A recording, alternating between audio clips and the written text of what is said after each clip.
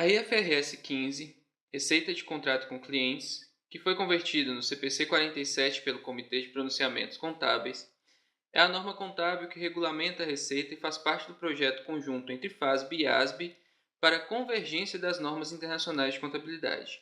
A IFRS 15 revoga e substitui a IAS 11, Contratos de Construção, a IAS 18, Receitas, e FRIC 13, Programa de Fidelidade de Clientes, e FRIC 15, Reconhecimento de Receita do Setor Imobiliário, e FRIC 18, Transferência de Ativos por Clientes, e SIC 31, Receita, Contratos de Barganha envolvendo serviços de publicidade. Em nossa opinião, o IFRS 15 não trouxe grandes diferenças com relação às normas que foram substituídas. Na verdade, o IFRS 15 veio para detalhar melhor a maneira de reconhecer receita dos contratos com clientes, além de trazer novos dispositivos que reflitam melhor o negócio das empresas. O maior exemplo desse detalhamento trazido pela IFRS 15 é que a S11 e 18 não tinham um passo a passo que determinavam à entidade como reconhecer a receita com o cliente. Já a IFRS 15 traz um modelo de 5 passos que vai determinar como uma entidade deve reconhecer as suas receitas com o cliente. Os 5 passos são: Passo 1. Identificação de um contrato com o cliente. Importante ressaltar que nessa etapa, um contrato não significa necessariamente um termo contratual escrito com todas as cláusulas pertinentes. Pode ser um pedido, um orçamento ou qualquer outro termo, verbal ou por escrito, que determine como deverá ser executado o contrato. De acordo com a norma, um contrato existe quando as partes do contrato aprovaram o contrato, quando é possível identificar os direitos de cada parte em relação aos bens ou serviços transferidos, quando a entidade puder identificar os termos de pagamento ou serviços a serem transferidos, quando o contrato possui substância comercial e quando for provável que a entidade receberá a contraprestação a qual terá direito em troca dos bens ou serviços que serão transferidos ao cliente. Passo 2. Identificação das obrigações de desempenho contidas no contrato. A entidade deve identificar quais são as obrigações de desempenho que ela possui com relação ao contrato feito com o cliente.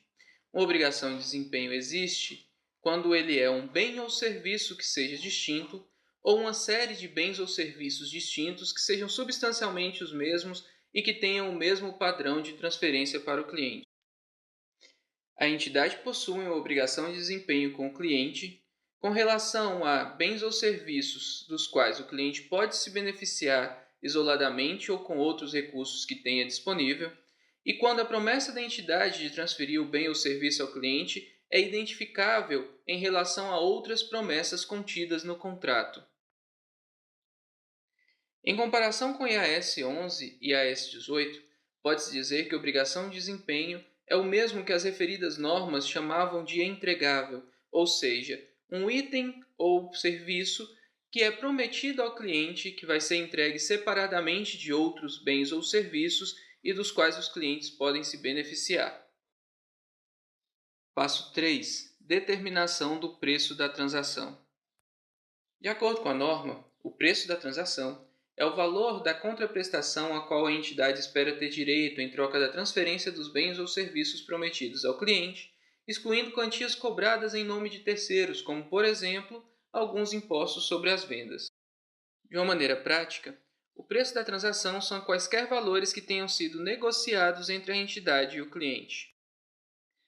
Podem estar incluídos valores pagos pelo cliente como bônus de performance por entrega antes do prazo por parte da entidade, assim como podem ser excluídos valores de multas por atraso por parte da entidade para entrega.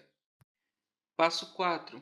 Alocação do preço da transação às obrigações de desempenho contidas no contrato.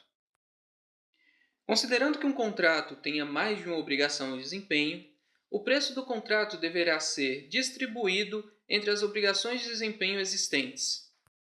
De acordo com a norma contábil, o objetivo ao alocar o preço da transação consiste em que a entidade aloque o preço da transação a cada obrigação de desempenho, bem ou serviço distinto, pelo valor que reflita o valor da contraprestação a qual a entidade espera ter direito em troca da transferência dos bens ou serviços prometidos ao cliente.